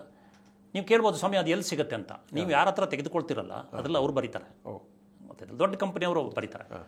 ಹೀಗೆ 5 ಕೋಟಿವರೆಗೆ ಒಂದು ಅದು ಬಹಳ ಸೂಕ್ಷ್ಮ ಇರುವಂಥದ್ದು 10 ಡಿಜಿಟ್ ಇರುವಂಥದ್ದು HSN ಕೋಡ್ ಇದೆ. ಈ HSN ಕೋಡ್ದ ವಿಶೇಷತೆ ಏನು ಗೊತ್ತಾ? ಇಡೀ ಜಗತ್ತಿನಲ್ಲಿ ಮಾನ್ಯತೆ ಇದೆ ಅದಕ್ಕೆ. ನೀವೊಂದು ಅದನ್ನೇ ಎಕ್ಸ್ಪೋರ್ಟ್ ಮಾಡ್ತೀರಿ ಅಂತಂದರೆ, ಈಗ ಅದು ಯುರೋಪಿಗೆ ಹೋಗಿ ತಲುಪ್ತಂದ್ರೆ HSN ನೋಡ್ಕೊಂಡಿದ್ರೆ ಗೊತ್ತಾಗುತ್ತೆ ಇದು ರೆಡಿಮೇಡ್ ಶರ್ಟ್ ಅಂತ. ಸೊ ಅದನ್ನು ಹಾಕಬೇಕಾಗತ್ತೆ. ಅದಾದಮೇಲೆ ನೀವೇನೇನು ಮಾರಾಟ ಮಾಡ್ತೀರಿ ಅನ್ನೋದಾಯಿತು, ಬೆಲೆ ಎಷ್ಟಾಯಿತು ಇತ್ಯಾದಿ. ಡಿಸ್ಕೌಂಟ್ ಇದ್ದರೆ ನೀವು ಬಿಲ್ಲಲ್ಲೇ ತೋರಿಸ್ಬೇಕಾಗತ್ತೆ, ಗೊತ್ತಾಯ್ತಲ್ಲ. ಕೊನೆಯಲ್ಲಿ 1 ವರ್ಷ ಆದಮೇಲೆ ಸ್ವಾಮಿ ನಾವು ಇವರಿಗೆ ಒಂದು 20% ಡಿಸ್ಕೌಂಟ್ ಕೊಟ್ವಿ, ನಮ್ಮ ಸಂಬಂಧಿಕರು ಭಾಳ ಕೇಳಿದರು, ಇಲ್ಲ ಅದಕ್ಕೆ ತೆರಿಗೆ ಬರುತ್ತೆ. ಇದೆಲ್ಲ ಆದಮೇಲೆ ಟೋಟಲ್ ತೆರಿಗೆ ಎಷ್ಟು ಅಂತೇಳಿ ಪ್ರತ್ಯೇಕವಾಗಿ ನೀವು ಕಾಣಿಸ್ಬೇಕು. ಅದರೊಳಗೆ SG ST CGST ಬರ್ತದೆ, ಇತ್ಯಾದಿ ಎಲ್ಲ ಬರ್ತದೆ. ಮತ್ತು ವರ್ತಕ ಆದರೆ ಯಾರು ಅಂದರೆ ನಿಮ್ಮ ರೆಸಿಪಿಯೆಂಟ್, ನಿಮ್ಮ ಕಸ್ಟಮರ್, ಕ್ಲೈಂಟ್ ಅವರಾದರೆ ಅವ್ರದ್ದೆಲ್ಲ ಹಾಕಬೇಕು ವಿವರಗಳನ್ನು. ಅವ್ರ GST ನಂಬರನ್ನು ತಪ್ಪದೆ ನೀವು ಹಾಕಬೇಕು, ಯಾಕಂದರೆ ಅವರಿಗೆ ಅದು ಇನ್ಪುಟ್ ಟ್ಯಾಕ್ಸ್ ತೆಗೆದುಕೊಳ್ಳಿಕ್ಕೆ ಬೇಕು. ಈಗ ಏನಾಗಿದೆ ಅಂದರೆ GST ಒಳಗೆ ಎಲ್ಲ ಕಂಪ್ಯೂಟರೈಸ್ ಆಗಿದ್ದರಿಂದ ಈ GST ಲಾದ ವಿಶೇಷತೆ ಏನಂದರೆ, GST ಲಾವನ್ನು ರಚನೆ ಮಾಡುವಾಗಲೇ ಕಂಪ್ಯೂಟರ್ ತಲೆಯಲ್ಲಿ ಇಟ್ಕೊಂಡೇ ರಚನೆ ಮಾಡಿದ್ದಾರೆ. ಅಲ್ಲಿ ಇದು ಅಷ್ಟುದನ್ನು ಪ್ರೋಸೆಸ್ ಮಾಡುವಂಥದ್ದು ಒಂದು ನ್ಯಾಷನಲ್ ಪೋರ್ಟಲ್ ಇದೆ, GSTN ಅಂತ. ನಮ್ಮ ಕಾಯ್ದೆ ಒಳಗೆ ನೀವು ಯಾರಿಗೆ ತೆರಿಗೆ ರಿಟರ್ನ್ಸನ್ನು ಕೊಡಬೇಕು ಅಂದರೆ GSTNಗೆ ಅಂತ ಇದೆ, ಇಂಥ ಅಧಿಕಾರಿಗೆ ಅಂತ ಇಲ್ಲ. ಅಷ್ಟರ ಮಟ್ಟಿಗೆ ಅದಕ್ಕೂ ಒಂದು ಕಾಯ್ದೆ ಸೇರೋ ಒಂದು ವ್ಯಕ್ತಿ ಅಂತ ನಾನು ಕನ್ಸಿಡರ್ ಮಾಡಿದೆ, ಲೀಗಲ್ ಪರ್ಸನ್ ಆಗೇ ಮಾಡಿದ್ದಾರೆ ಅದನ್ನ, ಗೊತ್ತಾಯ್ತಲ್ಲ. ಸೊ ಅಲ್ಲಿ ಏನು ಮಾಡ್ತದೆ ಅಂತಂದರೆ, ಈಗ ಉದಾಹರಣೆಗೆ ನೀವು ನನಗೆ 1 ಕೋಟಿ ರೂಪಾಯಿ ಇದನ್ನು ನನಗೆ ಮಾರಾಟ ಮಾಡಿದಿರಿ ಅಂತ ತೋರಿಸಿದ್ರಿ. ನೀವು ಔಟ್ವರ್ಡ್ ಸಪ್ಲೈಯರ್, ನಾನು ಇನ್ವರ್ಡ್ ಸಪ್ಲೈಯರ್, ಅಂದರೆ ನನಗೆ ರೆಸಿಪಿಯೆಂಟು ನಾನು, ಗೊತ್ತಾಯ್ತಲ್ಲ. GSTನಿಗೆ ಗೊತ್ತಾಗುತ್ತೆ, ನೀವೂ ಹಾಕಬೇಕು ಪ್ರತಿ ತಿಂಗಳ 1 ಕೋಟಿದು ಇವರಿಗೆ ನಾನು ಮಾರಾಟ ಮಾಡಿದೆ ಅಂತ, ನಾನು ಹಾಕ್ತೀನಿ ನನಗೆ 1 ಕೋಟಿ ಬಂದಿದೆ ಅಂತ. ಇದನ್ನು ಆನ್ಲೈನಲ್ಲಿ ಮ್ಯಾಚಿಂಗ್ ನಡೆಯುತ್ತೆ. ಮ್ಯಾಚಿಂಗ್ನಲ್ಲಿ ಮಿಸ್ ಮ್ಯಾಚ್ ಬಂದರೆ ಮತ್ತೆ ನೋಟಿಸ್ ಬರುತ್ತೆ. ಅರೆ ಇವರು 1 ಕೋಟಿ ತನಗೆ ಬಂದಿದೆ ಅಂತ ಹಾಕ್ಕೊಂಡಿದ್ದಾರೆ, ಇನ್ಪುಟ್ ಟ್ಯಾಕ್ಸನ್ನು ಕ್ಲೇಮ್ ಮಾಡ್ತಾ ಇದ್ದಾರೆ, ನೀವೇ ತೋರಿಸಿಲ್ಲಲ್ಲ ಸ್ವಾಮಿ, 90 ಲಕ್ಷ ಅಂತ ತೋರಿಸಿದಿರಿ ಅಥವಾ ಬಿಲ್ ಬಿಟ್ಬಿಟ್ಟಿದ್ದೀರಿ. ಅದಕ್ಕೆಲ್ಲ ವ್ಯವಸ್ಥೆಗಳು ಬೇರೆ ಬೇರೆ ಇದೆ. ಹಾಗಾಗಿ ಆ ಥರದ್ದು ನಿಮ್ಮ GST ನಂಬರು ಇರಬೇಕು, ಅಂದರೆ ಯಾರು ಮಾರಾಟ ಮಾಡ್ತಿದ್ದಾರೆ ಮತ್ತು ಯಾರಿಗೆ ಮಾರಾಟ ಮಾಡ್ತಿದ್ದಾರೆ ಅದೆಲ್ಲ ಇರಬೇಕು. ಇಷ್ಟೆಲ್ಲ ಆದಮೇಲೆ ಕಂಪ್ಯೂಟರ್ ಜನರೇಟೆಡ್ ಆಗಿದ್ದರೆ ಅದಕ್ಕೆ ಸಿಗ್ನೇಚರ್ ಬೇಕಾಗಿಲ್ಲ. ನಾಳೆ ಪೇಮೆಂಟ್ ಕೋರ್ಟ್ ಅಲ್ಲಿ ಲಾ ಆಫ್ ಎವಿಡೆನ್ಸ್ ಬಂದಾಗ ಇದೆಲ್ಲ ಬರುತ್ತೆ, ಯಾರೋ ಮಾಡಿಬಿಟ್ಟಿದ್ದಾರೆ, ಯಾರ ಸಿಗ್ನೇಚರ್ ಇಲ್ಲ, ಸೀಲ್, ಅದೆಲ್ಲ ಅದು ಇರ್ತದೆ. ಬಟ್ ನೀವೊಬ್ಬ ರಾಜಿ ತೆರಿಗೆಯ ಕಾಂಪೋಸಿಷನ್ ಆ ಪದ್ಧತಿಯಲ್ಲಿ ಇದ್ದರೆ ನೀವು ಈ ತೆರಿಗೆಯನ್ನು ತೋರಿಸಬೇಕಾಗಿಲ್ಲ. ಸಿಂಪಲ್ಲಾಗಿ ಒಂದು 6-8 ಕಾಲಮಿಂದು ಒಂದು ಬಿಲ್ ಆಫ್ ಸೇಲ್ ಅಂತ ಇದೆ, ಅದನ್ನು ಇಶ್ಯೂ ಮಾಡಿದರೆ ಆಯಿತು. ಓಕೆ ಸರ್, ಈಗ ರವೀಂದ್ರ ಅನ್ನೋರು ಒಬ್ಬರು ನಮ್ಮ ವೀಕ್ಷಕರು GST ಕಟ್ಟಿ ಕೂಡ ಆದಾಯ ತೆರಿಗೆ ಕಟ್ಟಬೇಕಾ ಅಂತ ಕೇಳಿದ್ದಾರೆ. ಹೌದು, ಇದು ಎರಡು ಬೇರೆ ಬೇರೆ ಥರದ ತೆರಿಗೆ. GST ಪರೋಕ್ಷ ತೆರಿಗೆ, ಇಂಡೈರೆಕ್ಟ್ ಟ್ಯಾಕ್ಸು, ರಾಜ್ಯ ಸರ್ಕಾರಕ್ಕೆ ಕೇಂದ್ರ ಸರ್ಕಾರಕ್ಕೆ ಸೇರಿ ಕಟ್ಟಬೇಕು. ಇದು ವಹಿವಾಟಿನ ಮೇಲೆ ಕಟ್ಟುವಂಥದ್ದು. ಇನ್ಕಮ್ ಟ್ಯಾಕ್ಸು ಡೈರೆಕ್ಟ್ ಟ್ಯಾಕ್ಸ್, ಅದು ಅಂತಲ್ಲ, ಅದು ಕೇಂದ್ರ ಸರ್ಕಾರಕ್ಕೆ ಕಟ್ಟುವಂಥದ್ದು. ಅದು ಈ ಎಲ್ಲ ವಹಿವಾಟಿನ ಮೇಲೆ, ಲಾಭದ ಮೇಲೆ ಎಷ್ಟು ಲಾಭ ಆಗಿದೆ ಆಗಿದ್ದರೆ ಅದರ ಮೇಲೆ ಕಟ್ಟುವಂಥದ್ದು. ಹಾಗಾಗಿ ಇದು ತೆರಿಗೆ ಮೇಲೆ ತೆರಿಗೆನೂ ಆಗೋದಿಲ್ಲ, ಬಾಧ್ಯತೆ ಇದ್ದವರು ಎರಡರ ಮೇಲೂ ಕಟ್ಟಬೇಕಾಗತ್ತೆ. ಓಕೆ ಸರ್, ಈಗ ಇನ್ನೊಂದು, ಈಗ ಈ GST ಮತ್ತು ಆದಾಯ ತೆರಿಗೆ ಎರಡಕ್ಕೂ ಲಿಂಕ್ ಮಾಡುವಂಥ ಚಾನ್ಸಸ್ ಇದೆಯಾ ಮುಂಬರುವ ದಿವಸಗಳಲ್ಲಿ? ಈಗ ನೀವು ಲಿಂಕ್ ಮಾಡ್ಬೋದು ಅಂದರೆ ಮಾಹಿತಿ ಲಿಂಕ್ ಆಗಲೇ ಆಗಿದೆ. ಓಕೆ, ನೀವು ನೋಡ್ತಿರ್ತೀರಿ, ಯಾವುದೋ ಒಂದು ಇನ್ಕಮ್ ಟ್ಯಾಕ್ಸ್ದಾದರೆ ಅದಕ್ಕೆ GSTಗೆ ವರದಿ ಹೋಗುತ್ತೆ. ಈಗ ಆನ್ಲೈನಲ್ಲೇ ಹೋಗ್ಬಿಡ್ತದೆ ಅದು. ಈಗ ಇನ್ಕಮ್ ಟ್ಯಾಕ್ಸಿಗೆ ನೀವೊಂದು ರಿಟರ್ನ್ಸನ್ನು ಹಾಕಿದಿರಿ, ಇಷ್ಟು ಇದೆ ಅಂತ ಹಾಕಿದಿರಿ, ಆದರೆ ಅದು GST ಒಳಗೆ ರಿಫ್ಲೆಕ್ಟ್ ಆಗಿಲ್ಲ ಅಥವಾ ವೈಸಿ ವರ್ಷ ಅಂತಂದರೆ ಅದು ಗೊತ್ತಾಗ್ಬಿಡ್ತದೆ, ಇಲಾಖೆಗೆ ಗೊತ್ತಾಗ್ತದೆ. ಬಟ್ ಇನ್ನೊಂದು ಪ್ರಶ್ನೆ ಇದೆ ನೀವು ಕೇಳೋದಕ್ಕೆ, ಏನಂದರೆ ಈಗ ಉದಾಹರಣೆಗೆ ಅಮೇರಿಕಾದಲ್ಲಿ ಟ್ರಂಪ್ ಅವರು ವಿಚಾರ ಮಾಡ್ತಿದ್ದಾರೆ, ನಾವು ಇನ್ಕಮ್ ಟ್ಯಾಕ್ಸೇ ತೆಗೆದುಬಿಡ್ತೀವಿ, ಬರೀ ನಾವು ಬೇರೆಯವ್ರಿಗೆ ಟ್ಯಾರಿಫ್ ಹಾಕಿನೇ ನಮ್ಮ ರಾಜಸ್ವವನ್ನು ಹೆಚ್ಚು ಮಾಡ್ಕೊತಿದ್ದಾರೆ ಅಂತ. ಹಾಗೆಯೇ ಇಲ್ಲೂ ಅದು ಅಂತ ಯುಟೋಪಿಯನ್, ಅದು ಏನಂದರೆ GST, profession tax, income tax ಏನೆಲ್ಲ ಯಾತಕ್ಕೆ ಬೇಕು ಎಲ್ಲ ಸೇರಿ ಇಷ್ಟು ಮಾಡಿಬಿಡಿ, ಅದು that is easier shed than done. ಅದು ಬಹಳ ಕಷ್ಟದ್ದು. ಹಾಗೆ ಆಗೋದಿಲ್ಲ ಅದು. ಸರ್, ಈಗ ಇನ್ನೊಬ್ಬರು ನಮ್ಮ ವೀಕ್ಷಕರು ಕೇಳಿದರೆ ಯಶಸ್ವಿನಿ ಕ್ಯಾಟರಿಂಗ್ ಅಂತ, ಅವ್ರು ಏನು ಹೇಳ್ತಾರೆ ಅಂದರೆ, ಔಟ್ಡೋರ್ ಕ್ಯಾಟರಿಂಗ್ ಸೇವ್ ಮಾಡೋರು ಯಾವ ಸ್ಕೀಮ್ ಬಳಸಬೇಕು? ಈಗ ಅವ್ರಿಗೆ ಏನಾಗುತ್ತೆ ಅಂದರೆ, ಹಾಲು, ಮೊಸರು, ಅಕ್ಕಿ, ಬೇಳೆಗೆಲ್ಲ GST ಸಿಗಲ್ಲ, ಇನ್ಪುಟ್ ಟ್ಯಾಕ್ಸ್ ಕ್ಲೇಮ್ ಕೂಡ ಆಗಲ್ಲ, ಆಮೇಲೆ ಗ್ರಾಹಕರು ಕೂಡ ತೆರಿಗೆಯನ್ನು ಕೊಡೋದಿಲ್ಲ, ಮದುವೆ, ಗೃಹ ಪ್ರವೇಶ, ಹೀಗೆ ಕ್ಯಾಟ್ರಿಂಗ್ ಮಾಡುವಾಗ ಯಾವ ಸ್ಕೀಮ್ ಬೆಟರು ಅಂತ ಕೇಳ್ತಾ ಇದ್ದಾರೆ. ಹೌದು, ಇದು ಕೇಟ್ರಿಂಗ್ ಇದು ದೊಡ್ಡ ಉದ್ಯಮ ಅದು. ಹೌದೌದು. ಆದರೆ ಈ ಕೇಟ್ರಿಂಗ್ ಸರ್ವಿಸ್ ಇದೆಯಲ್ಲ, ಇದು ರೆಸ್ಟೋರೆಂಟ್ ಸರ್ವಿಸ್ ಅಲ್ಲ, ಈ ಹೋಟೆಲ್ ಸರ್ವಿಸ್ನಲ್ಲಿ ಬರೋದಿಲ್ಲ ಅದು. ಯಾಕಂದರೆ ಅವರು ಅಲ್ಲಿ ಹೋಗಿ ಮದುವೆ ಮಂಟಪಕ್ಕೆ ಅಥವಾ ಎಲ್ಲಿ ಹಾಲ್ ಇದೆಯೋ ಅಲ್ಲಿ ಹೋಗಿ ಸಪ್ಲೈ ಮಾಡ್ತಾರೆ, ಅಲ್ಲೇ ಹೋಗಿ ಕುಕ್ ಮಾಡಿ ಸಪ್ಲೈ ಮಾಡ್ಬೋದು ಅಥವಾ ಮಾಡ್ಕೊಂಡು ಹೋಗಿ ಸಪ್ಲೈ ಮಾಡ್ತಾರೆ. ಅವರಿಗೆ ಮತ್ತೆ ನಾನು ಇಂಥದ್ದೇ ಮಾಡಿ ಅಂತ ಸಲಹೆ ಕೊಡಲ್ಲ, ಅವ್ರವ್ರ ಕನ್ವೀನಿಯನ್ಸ್, ಅದು ಒಂದು ಆಯ್ಕೆ. ನಿಮ್ಮದು 50 ಲಕ್ಷದ ಒಳಗೆ ಟರ್ನ್ ಓವರ್ ಇದ್ದರೆ, ಬಹುಶಃ ಕೇಟ್ರಿಂಗ್ನವರು ಭಾಳ ಚಿಕ್ಕ ಪುಟ್ಟವರಿಗೆ ಆಗ್ಬೋದು ವರ್ಷಕ್ಕೆ 50 ಲಕ್ಷ, ದೊಡ್ಡವರಿಗಾದರೆ ಅದ್ರ ಮಿತಿ ಮೀರ್ಬಿಡ್ತದೆ. 50 ಲಕ್ಷದ ಒಳಗಡೆಗಿದ್ದರೆ ನೀವು ಸೆಕ್ಷನ್ 2A ರಾಜ್ಯ ತೆರಿಗೆಗೆ ಆಯ್ಕೆ ಮಾಡ್ಕೋಬೇಕು, ಮತ್ತು ಆಪ್ಷನ್ ಅದು ಅಪ್ಲೈ ಮಾಡ್ಕೋಬೇಕು ಸ್ಪೆಸಿಫಿಕ್ ಆಗಿ. ಮಾಡಿಕೊಂಡ್ರೆ 3+3 ಅಂಥೇಳಿ 6% ತೆರಿಗೆಯನ್ನು ಕಟ್ಟಬೇಕಾಗತ್ತೆ. ಇಲ್ಲದೇ ಇದ್ದರೆ ನೀವು ರೆಗ್ಯುಲರಾಗಿ ಏನಿದೆಯಲ್ಲ ಇನ್ಪುಟ್ ಔಟ್ಪುಟ್, ಇದು ನೀವು 6% ಕಟ್ಟೋದಿದ್ರೆ ನಿಮ್ಗೆ ಇನ್ಪುಟ್ ಬರೋದಿಲ್ಲ. ಈಗ ಐಸ್ ಕ್ರೀಮು ಅಥವಾ ಇನ್ನೇನೇನೋ ಒಂದಿಷ್ಟು ಟ್ಯಾಕ್ಸಬಲ್ ತೆಗೆದುಕೊಳ್ತೀರಿ. ಬಟ್ ಈ ಕೇಟ್ರಿಂಗ್ನವ್ರದ್ದು ಏನು ಅಂದರೆ, ಹೆಚ್ಚಿನ ಅವರ ಇನ್ಪುಟ್ ಇದೆಯಲ್ಲ ಎಲ್ಲ ಎಕ್ಸೆಂಪ್ಟೆಡ್ ಗೂಡ್ಸ್, ಅದು ಬೇಳೆಕಾಳು, ಆಹಾರ ಧಾನ್ಯಗಳು, ಮಿಲ್ಕು, ಮೊಸರು, ತರಕಾರಿ, ಹಣ್ಣು, ಅದೆಲ್ಲ ಇವರು ಅದನ್ನೇ ಹೇಳಿದ್ದಾರೆ. ಹೌದು. ಹಾಗಾಗಿ ಅವರಿಗೆ ಇನ್ಪುಟ್ ಟ್ಯಾಕ್ಸ್ ಹೆಚ್ಚು ಬರೋದಿಲ್ಲ. ಬಟ್ ಅವರಿಗೆ ಈ 50 ಲಕ್ಷದ ಒಳಗಡೆಗಿದ್ರೆ ಇದೊಂದು ಆಯ್ಕೆ ಇದೆ. ಅದು ಇಲ್ಲದೇ ಇದ್ದರೆ ಅವರು ಇನ್ಪುಟ್ ಟ್ಯಾಕ್ಸ್ ಎಷ್ಟು ಬರುತ್ತೋ ಅಷ್ಟು ತೆಗೆದುಕೊಂಡು ರೆಗ್ಯುಲರ್ ಟ್ಯಾಕ್ಸ್ ಸ್ಕೀಮಿಗೆ ಹೋಗಬೇಕಾಗತ್ತೆ. ಓಕೆ, ಸೊ ಕಂಪೋಸಿಷನ್ ಆ್ಯಕ್ಟ್ ಅಥವಾ ರೆಗ್ಯುಲರ್ ಸ್ಕೀಮ್? ಹೌದು, 50 ಲಕ್ಷದ ಮೇಲಿದ್ದವರಿಗೆ ಕಾಂಪೋಸಿಷನ್ ಬರೋದಿಲ್ಲ. ಓಕೆ, ಇನ್ನೊಬ್ಬ ಹೋಟೆಲಿಯರಿಗೆ ಬರುತ್ತದು. ಓಕೆ, ಹೋಟೆಲಿಯರಿಗೆ ನಾನು ಹೇಳಿದ್ನಲ್ಲ, ಈ ಸೆಕ್ಷನ್ 10ನಲ್ಲೇ ಒಂದು ಕಾರ್ವ್ ಔಟ್ ಮಾಡಿದ್ದಾರೆ, ಓನ್ಲಿ ಫಾರ್ ಹೋಟೆಲಿಯರ್ಸು. ಓಕೆ, ಅವರಿಗೆ 10 ಕೋಟಿ ರೂಪಾಯಿ ಇದ್ರೂ he can opt for composition. 50 ಲಕ್ಷದ ಮಿತಿ ಇಲ್ಲ. 1.5 ಕೋಟಿ, ಸಾರಿ, 1.5 ಕೋಟಿವರೆಗೆ ಅವರಿಗೆ ಇದೆ. 10 ಕೋಟಿ ಅಲ್ಲ, ಸಾರಿ, 1.5 ಕೋಟಿವರೆಗೆ ಇದೆ. ಹೋಟೆಲಿಯರಿಗೆ ಮಾತ್ರ, ಮತ್ತು ಯಾವುದೇ ಸರ್ವಿಸಿಗಿಲ್ಲ. ಓಕೆ, ಸೊ ಸರ್ವಿಸ್ನಲ್ಲಿ ಹೋಟೆಲ್ನವರೆಗೆ ಒಂದು ಅನುಕೂಲ ಕೊಟ್ಟಿದ್ದಾರೆ. 1.5 ಕೋಟಿವರೆಗೆ ಅವರಿಗೆ ಈ ಕಾಂಪೋಸಿಷನ್ ಸ್ಕೀಮನ್ನು ಯೂಸ್ ಮಾಡ್ಬೋದು. ಓಕೆ, ಬೇರೆಯವರಿಗೆ 50 ಲಕ್ಷ ಮಿತಿ ಇದೆ ಸರ್ವಿಸ್ನವರಿಗೆ. ಓಕೆ, ರಾಜೇಶ್ ಅಂತ ಒಬ್ರು ಕೇಳಿದ್ದಾರೆ, ಸ್ಟಾಕ್ ಮಾರ್ಕೆಟ್ನಲ್ಲಿ ಮಾಡುವಂಥ ಹೂಡಿಕೆ ಮೇಲೆ GST ಬರುತ್ತಾ ಅಂತ. ಇಲ್ಲ, ಇದು ನಿಮ್ಮದು ಇನ್ವೆಸ್ಟ್ಮೆಂಟ್, ಇದು it's A financial transaction. Okay, ಹಾಗಾಗಿ ಇನ್ವೆಸ್ಟ್ಮೆಂಟ್ ಮಾಡೋರಿಗೆ ಇಲ್ಲ. ಆದರೆ ಅದನ್ನು ಮಾಡಿಸೋರು ಇದ್ದಾರಲ್ಲ, ಬ್ರೋಕರ್ಸ್ ಅಂತ ನಾವು ಹೇಳ್ತೀವಲ್ಲ, ಕಮಿಷನ್ ಮೇಲೆ ಮಾಡುವಂಥವ್ರು ಇದ್ದಾರಲ್ಲ, ಅಥವಾ ಕೆಲವು ಬ್ಯಾಂಕ್ನವ್ರು ಇರ್ತಾರೆ, ಅದಕ್ಕೆ ಅಡ್ವೈಸ್ ಮಾಡುವಂಥವ್ರು, ಮಾಡಿಸ್ಕೊಳ್ಳುವಂಥವ್ರು, ಅವರಿಗೆ ಬರ್ತದೆ. ಅದರಲ್ಲಿ ಅದನ್ನು ಮೇಂಟೈನ್ ಮಾಡುವಂಥದ್ದು ಬೇರೆ ಬೇರೆ ವಿಧಗಳಾಗಿದೆ. ಈಗ ಸೆಬಿ ಈ ಥರದ್ದೆಲ್ಲ ಇದಾರಲ್ಲ ಅವರಿಗೆಲ್ಲ ಬರ್ತದೆ ಅದು ಒಂದು ಸರ್ವಿಸ್, ಅದು ಇಂಟರ್ಮೀಡಿಯರಿ ಸರ್ವಿಸ್ ಅನ್ನೋ ಅರ್ಥದಲ್ಲಿ ಅದಕ್ಕೆ GST ಬರ್ತದೆ. 18% ಬರ್ತದೆ ಅದಕ್ಕೆ ಅವರಿಗೆ. ಸೊ ರಿಟೇಲ್ ಇನ್ವೆಸ್ಟ್ ಮಾಡೋರು ಬರೋದಿಲ್ಲ. ಓಕೆ ಸರ್, ಈಗ ಇನ್ನೊಂದು ಶೇಖಪ್ಪ ಅಂತ ಕೇಳಿದ್ದಾರೆ, ಮೈದಾ ಆಯಿಲ್ ಹೋಲ್ಸೇಲ್ ವಹಿವಾಟ್ ಮೇಲೆ GST ಬರುತ್ತಾ ಅಂತ.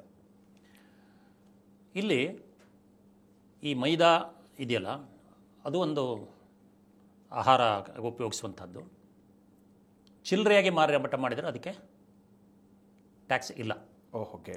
ಆದರೆ ಈ ನಮ್ಮ GST ಆ್ಯಕ್ಟು, ಈ ಲೀಗಲ್ ಮೆಟ್ರಾಲಜಿ ಆ್ಯಕ್ಟ್ ಅಂತ ಇದೆಯಲ್ಲ, ಕಾನೂನು ಮಾಪನ ಕಾಯ್ದೆ ಅಂತ ಇದೆಯಲ್ಲ, ಇದಕ್ಕೆ ಒಂದಿಷ್ಟು ಲಿಂಕ್ ಮಾಡಿದ್ದಾರೆ. ಏನಂದರೆ ರಿಟೇಲ್ ಆಗಿ ಮಾಡಿದರೆ ಇಲ್ಲ, ಲೂಸ್ ಅಂತ ಹೇಳ್ತೀವಿ ನಾವು, ಚಿಲ್ಲರೆಯಾಗಿ ಮಾರಾಟ ಮಾಡುವಂಥದ್ದು. ಎಣ್ಣೆ ನೀವು ತೆಗೆದುಕೊಳ್ತೀರಿ, ಹೋಗಿ ಹೀಗೆ ಅಳತೆ ಮಾಡಿ ಹಾಕ್ಸ್ಕೊತೀರಿ, ಆ ಥರದ್ದು. ಅದು ಬಿಟ್ಟು ಆ್ಯಸ್ ಡಿಸ್ಟಿಂಗ್ವಿಶ್ಡ್ ಫ್ರಮ್ ದ್ಯಾಟ್, ಅದು ಪ್ಯಾಕೇಜ್ಡ್ ಆ್ಯಂಡ್ ಲೇಬಲ್ಡ್ ಆಗಿದ್ದರೆ, ಬ್ರ್ಯಾಂಡ್ ಬೇಕಂತಿಲ್ಲ. ಮುಂಚೆ ಬ್ರ್ಯಾಂಡ್ ಅಂತ ಇತ್ತು, ಈಗ ಬ್ರ್ಯಾಂಡ್ ಅನ್ನೋದನ್ನು ತೆಗೆದುಬಿಟ್ಟಿದ್ದಾರೆ. ಪ್ಯಾಕೇಜ್ಡ್ ಆ್ಯಂಡ್ ಲೇಬಲ್ಡ್ ಅಂತ ಆಗಿದ್ರೆ ಇದಕ್ಕೆಲ್ಲ 5% ಇದೆ. ಓಕೆ, ಆಯ್ತಲ್ಲ. ಅದು ಅಪ್ ಟು ಅಲ್ಲ 25 lakhs, 25 kgs ಲ್ಯಾಕ್ಸ್ ಅಲ್ಲ, 25 kgವರೆಗೆ ಈ ಕಾಯ್ದೆ. ನೀವು ಹೋಲ್ಸೇಲರ್ ಆಗಿ ನಿಮ್ಮ ಬ್ಯಾಗ್ಗಳೆಲ್ಲ 25.1 ಇದ್ರೂ ನಿಮಗೆ ಬರೋದಿಲ್ಲ. ಅಂದರೆ ನೀವು ಸಗಟು ಇದರಲ್ಲಿ ಮಾರಾಟ ಮಾಡ್ತೀರಿ ಅಂತ ಅರ್ಥ. ಹಾಗಾಗಿ ಮತ್ತೊಮ್ಮೆ ಹೇಳ್ತೀನಿ, 25 kg ಅಲ್ಲಿವರೆಗೆ ಈ ಪ್ಯಾಕೆಟು, ಅದು 1 kg ಇರ್ಬೋದು, 2 kg ಇರ್ಬೋದು, 5, 10 depending upon the goods convenience, ಅದು labelled and packaging and labelled ಅಂತ ಹೇಳ್ತಾರೆ. ಅದು ಇದ್ದರೆ ಅದಕ್ಕೆ 5% ಬರ್ತದೆ. ಅವುಗಳನ್ನೇ, ಅದೇ ಆಹಾರ ಧಾನ್ಯ, ಅದೇ ಮೈದಾ, ಸೋಜಿ, ರವಾ, ಅವುಗಳನ್ನು ಚಿಲ್ಲರೆಯಾಗಿ ಲೂಸ್ ಮಾರಾಟ ಮಾಡಿದ್ದಿದ್ರೆ ಅದಕ್ಕೆ ತೆರಿಗೆ ಇಲ್ಲ, ವಿನಾಯಿತಿ ಇದೆ. ಬಟ್ ಪ್ಯಾಕೇಜ್ ಮಾಡಿದರೂ ಸಹಿತ 25+ ಆಯಿತು ಅಂತಂದರೆ ಅದಕ್ಕೆ ತೆರಿಗೆ ಇಲ್ಲ. ಅಂದರೆ ಹೋಲ್ಸೇಲ್ ಅವರಿಗೆ ಇಲ್ಲ. ಓಕೆ. ಇನ್ನು ಈ ಕಾರು ಬಾಡಿಗೆ, ಕಾರ್ ರೆಂಟಲ್ ಸರ್ವಿಸ್, ಅವರಿಗೆ GST ಯಾವ ರೀತಿ ಅಪ್ಲೈ ಆಗುತ್ತೆ? ಹೌದು, ಅದು ಟ್ರಾನ್ಸ್ಪೋರ್ಟ್ ಸರ್ವಿಸು ತೆರಿಗೆ ಇದೆ. ಬಟ್ ಅದರಲ್ಲಿ ಒಂದಿಷ್ಟು ಸ್ವಲ್ಪ ಕೆಟಗರಿಗಳು ಬರ್ತವೆ. ಉದಾಹರಣೆಗೆ, ನನ್ನೊಂದು ಕಾರು ರೆಂಟಲ್ ಕಂಪನಿ ಇದೆ. ನಾನು ನಿಮಗೆ ಒಂದು 10 ಕಾರ್ ಬೇಕು ಅಂತ ಹೇಳ್ತೀರಿ, ಕೊಡ್ತೀನಿ. Transport service, I am A provider of transport service. ಆವಾಗ ಅದಕ್ಕೆ ತೆರಿಗೆ ಬರ್ತದೆ. ಅದರಲ್ಲಿ ಮತ್ತೆ ಕೆಲವು ಒಂದು ಸಿಚುವೇಷನಲ್ಲಿ ಯಾರು ಈ ಸೇವೆಯನ್ನು ಸ್ವೀಕರಿಸ್ತಾರಲ್ಲ ಅವರು ಕಟ್ಟಬೇಕಾಗತ್ತೆ. RCM ಅಂತ ನಾನು ಹೇಳಿದ್ನಲ್ಲ, ಅವರು ಕಟ್ಟಬೇಕಾಗತ್ತೆ. ಬಟ್ ಸಾಮಾನ್ಯವಾಗಿ ನಾವು ಈ ಡ್ರೈವರ್ಗೆ, ಈಗ ಉದಾಹರಣೆಗೆ ನಾನು ಇಲ್ಲಿಂದ ನನ್ನ ಮನೆಗೆ ಹೋಗಬೇಕಂದ್ರೆ ಒಂದು ಕಾರ್ ತೆಗೆದುಕೊಂಡೆ ಅಂತಂದರೆ, ಒಂದು ಸಾಮಾನ್ಯ ಖಾಸಗಿ ಡ್ರೈವರ್ ಎಲ್ಲ ಆಗಿದ್ದಿದ್ರೆ ಅದಕ್ಕೆ ತೆರಿಗೆ ಇಲ್ಲ, ಆ ಟ್ರಾನ್ಸ್ಪೋರ್ಟ್ ಸರ್ವಿಸಿಗೆ ಇಲ್ಲ. ಇನ್ನು ನಾರಾಯಣ ಅಂತ ಅವ್ರು ಕೇಳಿದ್ದಾರೆ, ಈ ಬೇಕರಿ ವ್ಯಾಪಾರಸ್ಥರು ಬಿಲ್ಗಳನ್ನು ಹೇಗೆ ಇಟ್ಕೊಳ್ಬೇಕು? ಬಹುಶಃ ಅದ್ರ ಬಗ್ಗೆ ನಾವು ಸಾಕಷ್ಟು ಹೇಳಿದ್ದೀವಿ, ಇನ್ನೊಂದು ಮಾತಾಡಿದ್ದೀವಿ. ಅಲ್ಲೂ ಹಾಗೇನೆ ರಾಜಿ ತೆರಿಗೆ ಆಗಿದ್ದಿದ್ರೆ ನಾನು ರಾಜಿ ತೆರಿಗೆ ಅಂತ ಹೇಳಿ ಆ ಥರ ಬಿಲ್ಲನ್ನು ಹಾಕಬೇಕು. ಇನ್ನು ರಾಜಿ ತೆರಿಗೆ ಇಲ್ಲ, ರೆಗ್ಯುಲರ್, ನಂದು 1.5 ಕೋಟಿಗಿಂತ ಜಾಸ್ತಿ ಇದೆ, ಆ ಥರದ್ದು ಸಾಕಷ್ಟು ಬೇಕರಿಗಳಿದೆ, ನಿಮಗೆ ಗೊತ್ತಿದೆ. ದಿನಕ್ಕೆ ಎಷ್ಟೋ ವ್ಯಾಪಾರ ಮಾಡೋರಿದ್ದಾರೆ. ಅಂಥವ್ರು ಮಾಡಿದಾಗ ಅಲ್ಲಿ ಉದಾಹರಣೆಗೆ ಅವರು ಕೆಲವಷ್ಟು ಗೂಡ್ಸ್ಗಳನ್ನು ಮಾರಾಟ ಮಾಡ್ತಾರೆ. ಸಾಮಾನ್ಯವಾಗಿ ಬೇಕರಿ ಅಂದಾಗ ನಮಗೆ ನೆನಪಿಗೆ ಬರುವಂತಹದ್ದು ಬ್ರೆಡ್. ಹೌದು, ಈ ಬ್ರೆಡ್ಡು ಅದು ಪ್ಯಾಕಿಂಗ್ ಮಾಡಿಲ್ಲ ಅಂತಂದರೆ ಅದಕ್ಕೆ ತೆರಿಗೆ ಇಲ್ಲ. ಪ್ಯಾಕಿಂಗ್ ಮಾಡದೇ ಇರುವಂಥದ್ದು, ಈಗ ಸುಮ್ಮನೆ ಇಟ್ಕೋತಾರೆ, ನಾವು ಹೋದಾಗ ಒಂದು ಪೇಪರನ್ನು ಕಟ್ಟಿ ಮಾಡಿಕೊಡ್ತಾರಲ್ಲ, ಆ ಥರದಕ್ಕೆ ತೆರಿಗೆ ಇಲ್ಲ. ಅದು ಪ್ಯಾಕಿಂಗ್ ಪ್ಯಾಕೇಜ್ ಆಗಿದ್ದಿದ್ರೆ ಅದಕ್ಕೆ ಟ್ಯಾಕ್ಸ್ ಇದೆ, 5% ಇದೆ.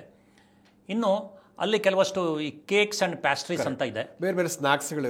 ಸ್ನ್ಯಾಕ್ಸ್ಗಳು ಅದೇ, ಅದು ಯಾಕಂದರೆ ಈ ಖಾರ ಅದಕ್ಕೆ ಬೇರೆ ರೇಟ್ ಇದೆ, ಈ ಪ್ಯಾಸ್ಟ್ರೀಸ್ಗೆ ಇದಕ್ಕೆ 18% ಇದೆ. ಸೊ ಅಂಥದ್ದಿದ್ರೆ ಅವನು ಅದಕ್ಕೆ ಇಷ್ಟು ತೆರಿಗೆ ಅಂಥೇಳಿ ಬಿಲ್ ಹಾಕಬೇಕಾಗತ್ತೆ.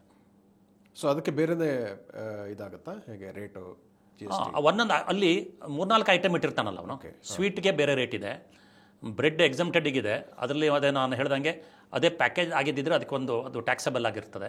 ಅದಕ್ಕೆ 5%, 12%, 18%, ಅದು ಬೇರೆ ಬೇರೆದನ್ನು ಮಾರಾಟ ಮಾಡಿದರೆ ಅವನು ಬಿಲ್ ಒಳಗೆ ಅದು ಪ್ರಿಂಟ್ ಮಾಡಿ ಇಟ್ಕೋತಾರೆ ಜನರಲಿ, ಆ ಐಟಮು ಈ ಐಟಮ್ ಅಂಥೇಳಿ. ಅದು ಕಂಪ್ಯೂಟರೈಸರ್ ಆದಂತೂ ಸಾಫ್ಟ್ವೇರೇ ಮಾಡಿಕೊಟ್ಬಿಡ್ತದೆ.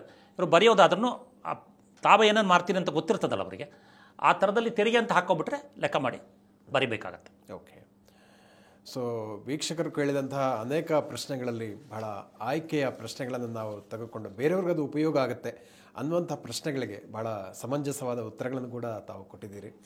ಸೊ ಇನ್ನು ಕೊನೆಯದಾಗಿ ನಮ್ಮ ವರ್ತಕ ಸಮುದಾಯಕ್ಕಿರ್ಬೋದು, ಗ್ರಾಹಕರಿಗಿರ್ಬೋದು, ಇಲಾಖೆಗಿರ್ಬೋದು, ತಮ್ಮ ಕಡೆಯಿಂದ ಒಂದು ಮೆಸೇಜ್ ಹೇಳಿದ್ರೆ ಏನು ಹೇಳ್ತೀರಿ? ನಾನು ಒಂದೇ ಹೇಳಲಿಕ್ಕೆ ಇಷ್ಟಪಡ್ತೀನಿ, ನಾವೆಲ್ಲ ಈ ದೇಶದ ನಾಗರಿಕರು. ನಮಗೆಲ್ಲರಿಗೂ ಒಂದು ಕರ್ತವ್ಯ ಅಂತ ಇದೆ ನಮ್ಮ ಸಮಾಜದ ಬಗ್ಗೆ, ನಮ್ಮ ದೇಶದ ಬಗ್ಗೆ. ನಾನೊಬ್ಬ ನಾಗರಿಕ, ಅಲ್ಲಿ ಗ್ರಾಹಕ. ನಾನು ಹೋದಾಗ ಬಿಲ್ ಕೇಳುವಂಥದ್ದು ನನ್ನ ಧರ್ಮ. ಅದೇ ಥರ ವ್ಯಾಪಾರಸ್ಥ, ಒಬ್ಬ ನೋಂದಾಯಿತ ವ್ಯಾಪಾರಸ್ಥ ಇದ್ದವನಿಗೆ ಅವನಿಗೆ ಬಿಲ್ ಕೊಡಬೇಕಾಗಿದ್ದು ಅವನ ಧರ್ಮ, ಅವನ ಡ್ಯೂಟಿ ಇದೆ, ಅದು ಕೊಡಲೇಬೇಕಾಗತ್ತೆ ಅವನು. ಅದೇ ಥರ ಇಲಾಖೆ, they are also bound by ಲಾ. ನಾಳೆ ಅವರಿಗೆ ಬೇರೆಯವ್ರು ಕೇಳೋರು ಇರ್ತಾರೆ, ಅವರು ಈ ಥರ ಅನಾಲಿಸಿಸ್ ಮಾಡುವಂಥದ್ದು, ನೋಟಿಸನ್ನು ಕೊಡುವಂಥದ್ದು. ಆದರೆ ಸರಿಯಾದಂತಹ ಕಾರಣವನ್ನು ಕೊಡಬೇಕು. ಈಗ ಬರ್ಡನ್ ಆಫ್ ಪ್ರೂಫ್ ಅಂತ, ಈ ಒಂದು ಸಂದರ್ಭದಲ್ಲಿ ಬರ್ಡನ್ ಆಫ್ ಪ್ರೂಫ್ ಇರೋದು ಅಧಿಕಾರಿಗಳ ಮೇಲೆ. ಈ ಮನಿ ಲಾಂಡ್ರಿಂಗ್ ಆ್ಯಕ್ಟ್ ಅಂತ ಬಂದಿದೆಯಲ್ಲ, ಅದರಲ್ಲಿ ಆ ಇಲಾಖೆಯವರು ನಿಮ್ದು 2 ಕೋಟಿ ಬಂದಿದ್ದಾರೆ ಅಂದರೆ ಸಾಕು, ಅದಕ್ಕೇನು ಬರ್ಡನ್ ಆಫ್ ಪ್ರೂಫ್ ಡಿಸ್ಚಾರ್ಜ್ ಮಾಡಬೇಕಾಗಿಲ್ಲ.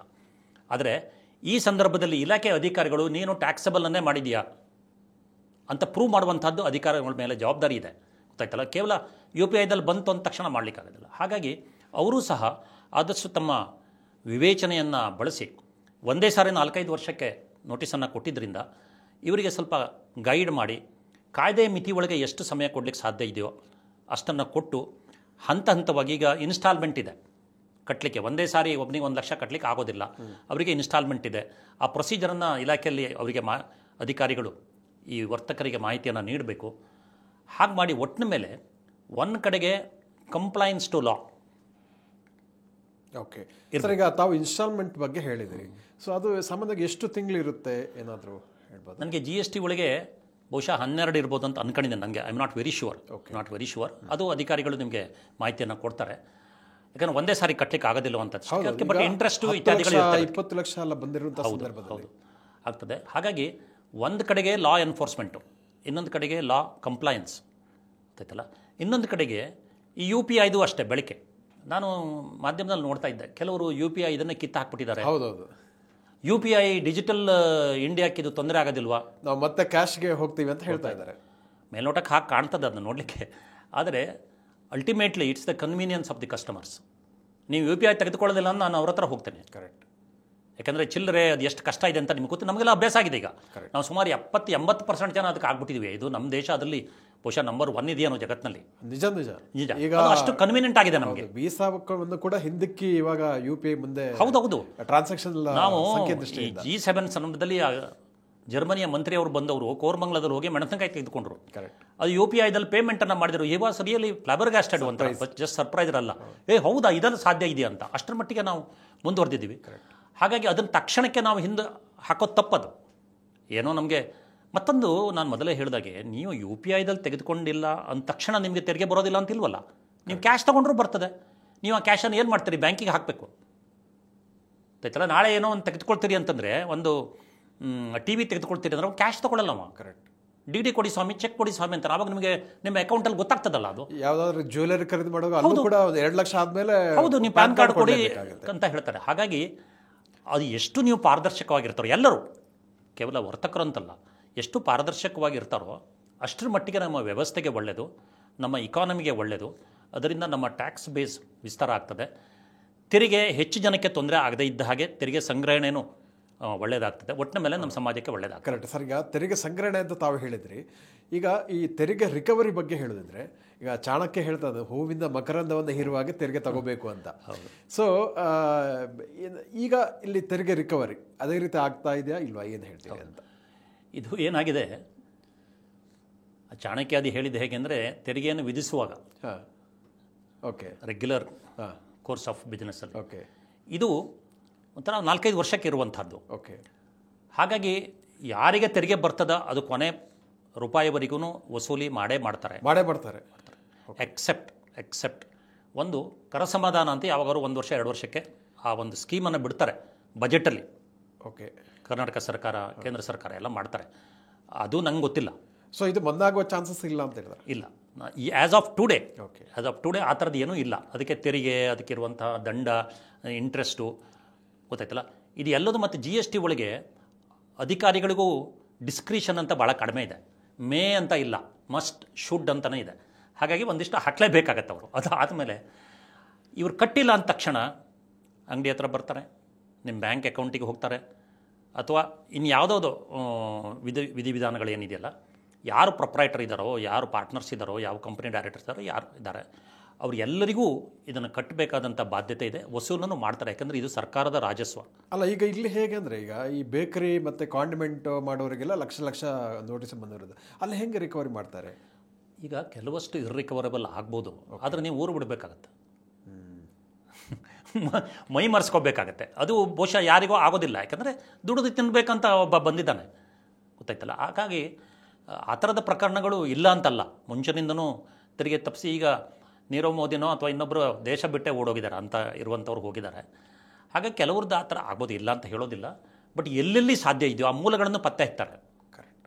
ಯಾರಿಗೆ ಪ್ರಾಪರ್ಟಿ ಇದೆಯಾ, ಊರಲ್ಲಿದ್ದ ಜಮೀನು ಮನೆ ಇದೆಯಾ, ಇನ್ನೇನಾದ್ರು ಇದೆಯಾ, ಈ ಥರದ್ದೆಲ್ಲ ಪತ್ತೆ ಹಚ್ಚಿ ಸಾಧ್ಯವಾದಷ್ಟು ಮಟ್ಟಿಗೆ ರಿಕವರಿಯನ್ನು ಮಾಡ್ತಾರೆ. ಅದು ಸರ್ಕಾರದ ಆದ್ಯತೆ ಆಗ್ತದೆ. ಅಂದರೆ ಈಗ ಈ ಟ್ರಾನ್ಸಾಕ್ಷನ್ ಹೇಗಾಯಿತು ಅನ್ನೋದ್ರ ಮೂಲ ಅದನ್ನು ಪತ್ತೆ ಹಚ್ತಾರಂತ ಹೇಳ್ತೀರಿ? ಹೌದು.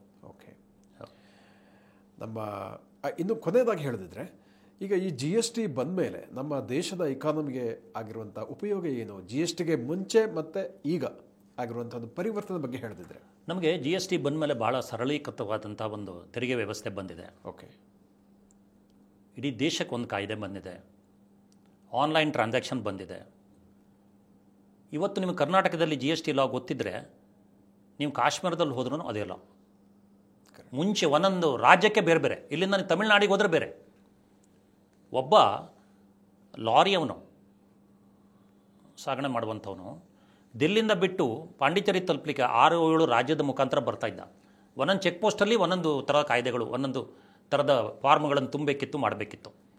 ಈಗ ಒಂದು ಅಂದಾಜಿನ ಪ್ರಕಾರ ಎಲ್ಲ ಚೆಕ್ ಪೋಸ್ಟನ್ನು ತೆಗೆದಾಕ್ಬಿಟ್ಟಿದ್ದಾರೆ. ಹೌದೌದು, ಗೊತ್ತಾಯ್ತಲ್ಲ. ಅದ್ರ ಪ್ರಕಾರ ಬೆಂಗಳೂರಿಗೆ ಬರೋಕ್ಕೆ 6 ತಾಸು ಉಳಿತದಂತ. ಕರೆಕ್ಟ್. ಆಯ್ತಲ್ಲ. ಅದಾದಮೇಲೆ ಈ ಪಾರದರ್ಶಕತೆ ಬಂದಿದೆ. ನಾನು ಇನ್ನೊಂದು ಹೇಳಿದ್ನಲ್ಲ, ಮ್ಯಾಚಿಂಗ್ ಅಂತ, ಅದೇ ಥರ ಇ-ವೇ ಬಿಲ್ ಅಂತ ಬಂದಿದೆ. ಅದು ಭಾಳ ಆನ್ಲೈನಲ್ಲಿ ಆಗುವಂಥದ್ದು ವೆರಿಫಿಕೇಷನ್ನು. ಇದೆಲ್ಲ ಆಗಿದ್ದರಿಂದ ಸಮಗ್ರವಾದ ಮಾಹಿತಿ ಬರ್ತಾ ಇರೋದ್ರಿಂದ ಸಂಗ್ರಹಣೆ ಚೆನ್ನಾಗಾಗಿದೆ. ಕರೆಕ್ಟ್. ಈಗ ನೀವು ಹೇಳಿದ್ರಿ, ಮುಂಚೆ ಏನಾಗ್ತಾ ಇತ್ತು ಅಂದರೆ, ಈಗ ಅಂಕಿಅಂಶಗಳ ಪ್ರಕಾರ ಈ ಸೇಲ್ಸ್ ಟ್ಯಾಕ್ಸ್ ವ್ಯಾಟ್ ಎಲ್ಲ ಇದ್ದಾಗ ವರ್ಷಕ್ಕೆ 8 ಲಕ್ಷ ಚಿಲ್ಲರೆನೋ ಆಗ್ತಾ ಇತ್ತು, ಇಂಡೈರೆಕ್ಟ್ ಲಕ್ಷ ಕೋಟಿ ಇಂಡೈರೆಕ್ಟ್ ಟ್ಯಾಕ್ಸ್. ಬಟ್ ಇವಾಗ ಲಾಸ್ಟ್ ಇಯರ್ 23 ಲಕ್ಷ ಕೋಟಿ ಏನೋ ಆಗಿದೆ. ಹೌದು, ಅಂದರೆ 8 ವರ್ಷ ಆಗಿದೆ, ಒಂದಿಷ್ಟು ಇನ್ಫ್ಲೇಷನು ಆಗಿದೆ. ಅದು ಆದಮೇಲೆ ಈ ಟ್ಯಾಕ್ಸು ಮತ್ತು ಸರ್ವೀಸ್, ಈಗ ನನ್ನೊಂದು ಕಿರಾಣಿ ಅಂಗಡಿ ಇದೆ, 2 ಲಾರಿನೂ ಇದೆ.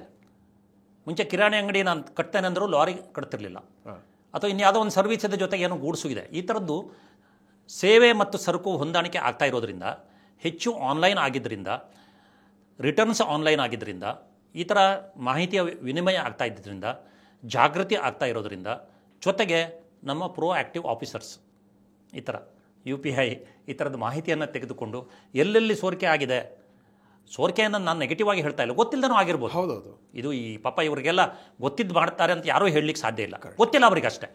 ಅಥವಾ ಅವರು ಗೊತ್ತು ಮಾಡಿಕೊಳ್ಳಿಕ್ಕೆ ಬಾದರೇಷನ್ ಮಾಡ್ಕೊಂಡಿಲ್ಲ.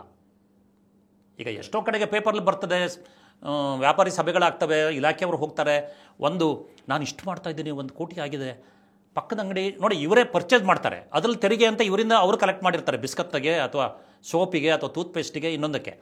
ಅಥವಾ ಒಬ್ಬ ಮಿಲ್ಕ್ ಬೂತ್ನಲ್ಲಿ ಉದಾಹರಣೆಗೆ ಸ್ವೀಟಿಗೆ ಅಥವಾ ಘೀ ಅಥವಾ ಇನ್ನೊಂದಕ್ಕೆ ಎಲ್ಲರೂ ತೆರಿಗೆ ಅಂತ ಇರ್ತದೆ, ಹಾಲಿಗೆ ಇರೋದಿಲ್ಲ. ಇದು ಯಾತಕ್ಕೆ ಅಂತ ಅವನಿಗೆ ಗೊತ್ತಿರ್ತದಲ್ಲ. ಕರೆಕ್ಟ್ ಅಲ್ವಾ? 40 ಲಕ್ಷದ ಒಳಗೆ ಅವನು ಬಿಟ್ಬಿಡಿ, ಮೈಕ್ರೋ ಅವನು ಬಿಟ್ಬಿಡಿ, ಅವನು ಅಟ್ಲೀಸ್ಟ್ 1 ಕೋಟಿ ಟರ್ನ್ ಓವರ್ ಮಾಡುವಂಥವನಿಗಾರು ಗೊತ್ತಿರಬೇಕಲ್ಲ, ಜಾಗ್ರತೆ ಇರಬೇಕಲ್ಲ. ಹಾಗಾಗಿ that I don't know is not a good defence. ಕಾಯ್ದೆಸೀರು ಅದು ತಪ್ಪು, ಇಗ್ನೊರೆನ್ಸ್ ಆಫ್ ಲಾ, ಎಕ್ಸ್ಕ್ಯೂಸ್ ಅಲ್ಲ, ಅದು ಎಲ್ಲರಿಗೂ ಗೊತ್ತಿರುವಂಥದ್ದು. ಬಟ್ ನಾನು ಹೇಳೋದು ಆ ಥರ ಪ್ರವೃತ್ತಿನೇ ಬೇಡ, ಮುಂದಕ್ಕೆ ಅದು ಆ ಜಮಾನ ಹೋಯ್ತದು. ನೋಡಿ, ನಾನು ಹಿಂದೆ ನಿಮ್ಮ ಮಾಹಿತಿಗಾಗಿ ಹೇಳ್ತೀನಿ, ಯುರೋಪ್ದಲ್ಲಿ ಒಂದು ರಿಸರ್ಚ್ ಮಾಡಿದರು. ನಮ್ಮ ಥರ್ಡ್ ವರ್ಲ್ಡ್ ಕಂಟ್ರೀಸ್, ಡೆವಲಪಿಂಗ್ ಕಂಟ್ರೀಸಲ್ಲಿ ಯಾಕೆ ತೆರಿಗೆ ಬಗ್ಗೆ ಸ್ವಲ್ಪ ಹಿಂಜರಿತಾ ಇದೆ, ತುಂಬ ಇದೆ, ಅವಕಾಶ ಸಿಕ್ಕಿದ್ರೆ ಸ್ವಲ್ಪ ಕಡಿಮೆ ಕಟ್ಬಿಡೋಣ ಮಾಡಿದಾಗ ಒಂದು ಒಳ್ಳೆಯ ಅಂಶ ಅವರಿಗೆ ಪತ್ತೆ ಹಚ್ಚಿದ್ದಾರೆ ಅವರು. ಅಲ್ಲಿ ಕೂತ್ಕೊಂಡು ರಿಸರ್ಚ್, ಯಾವುದೋ ಒಂದು ಒಳ್ಳೆಯ ಯೂನಿವರ್ಸಿಟಿ, ನನಗೆ ನೆನಪಾಗ್ತಾ ಇಲ್ಲ ಹೆಸರು. ಅವ್ರು ಹೇಳ್ತಾರೆ, ಭಾಳಷ್ಟು ಥರ್ಡ್ ವರ್ಲ್ಡ್ ಕಂಟ್ರೀಸಿಗೆ ಹಿಂದೆ ಅವು ಎಲ್ಲ ಈ ಬ್ರಿಟನ್ನು, ಫ್ರಾನ್ಸ್ ಇವರ ಆಳ್ವಿಕೆಗೆ ಒಳಪಟ್ಟಿದ್ರು. ಕರೆಕ್ಟ್. ಆವಾಗ ನಮ್ಮಲ್ಲೇ ಗಾಂಧೀಜಿಯವರು ಕರ ನಿರಾಕರಣೆ ಮಾಡಿದರು. ಹೌದೌದು. It was a sign of protest. ನಾನು ಅವ್ರ ಸರ್ಕಾರಕ್ಕೆ ಯಾಕೆ ಕಟ್ಟಬೇಕು, ಬ್ರಿಟಿಷ್ ಸರ್ಕಾರಕ್ಕೆ ಯಾಕೆ ಕಟ್ಟಬೇಕು, ತೆರಿಗೆ ಕಟ್ಟೋದವನು ಹೀರೋ ಆವತ್ತು. ಅದು ಎಲ್ಲೋ ಇವರಿಗೆ ಜೆನೆಟಿಕಲಿ ಇನ್ನೂ ಸ್ವಲ್ಪ ಮುಂದುವರೆದಿದೆ, 2-3 ತಲೆಮಾರು ಆದರು ಅಂತ ಹೇಳಿದ್ದಾರೆ. ಅದು ಈಗ ನಿಧಾನಕ್ಕೆ ಕಮ್ಮಿ ಆಗ್ತಾ ಇದೆ. ನಾವು ಕಾನ್ಷಿಯಸ್ ಆಗಿ ಕಮ್ಮಿ ಮಾಡ್ಕೊಂಡಷ್ಟು ನಮ್ಮ ವ್ಯಾವಹಾರಿಕ ಆರೋಗ್ಯ, ನಾನು ಬಿಸ್ನೆಸ್ ಹೆಲ್ತ್ ಅಂತ ಹೇಳ್ತೀನಿ, ಗೊತ್ತಾಯ್ತಲ್ಲ. ಮತ್ತು ಈ ಚಾರ್ಟರ್ಡ್ ಅಕೌಂಟೆಂಟ್ಸ್ಗೆ ಬಿಸ್ನೆಸ್ ಡಾಕ್ಟರ್ಸ್ ಅಂತ ಹೇಳ್ತೀನಿ. ಅದು ಎಲ್ಲಿ ಕೊಲೆಸ್ಟ್ರಾಲ್, ಬ್ಯಾಡ್ ಕೊಲೆಸ್ಟ್ರಾಲ್ ಜಾಸ್ತಿ ಆಗಿದೆ ಅಂತ ಹೇಳ್ತಾರೆ ಅವರು. ಅದು ಮಾಡೋದ್ರಿಂದ ದೇಶಕ್ಕೂ ಒಳ್ಳೆಯದು, ವ್ಯಾಪಾರಸ್ಥರಿಗೂ ಒಳ್ಳೆಯದು, ಒಂದು ರೀತಿ ನಮ್ಮ ಪ್ರೋಗ್ರೆಸ್ ಆಗ್ತದೆ. ಇಷ್ಟು ಹೇಳಲಿಕ್ಕೆ ನಾನು ಬಯಸ್ತೇನೆ.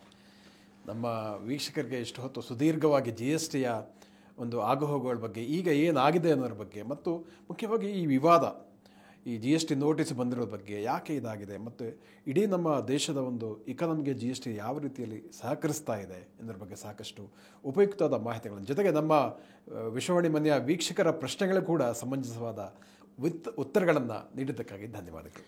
ನಮಸ್ಕಾರ ವೀಕ್ಷಕರೇ. ಇಂತಹ ಮತ್ತಷ್ಟು ಉಪಯುಕ್ತ ವಿಡಿಯೋಗಳಿಗೆ ವಿಶ್ವವಾಣಿ ಮನೆ ಯೂಟ್ಯೂಬ್ ಚಾನಲನ್ನು ವೀಕ್ಷಿಸಿ ಹಾಗೂ ಸಬ್ಸ್ಕ್ರೈಬ್ ಮಾಡಿ. ವಂದನೆಗಳು.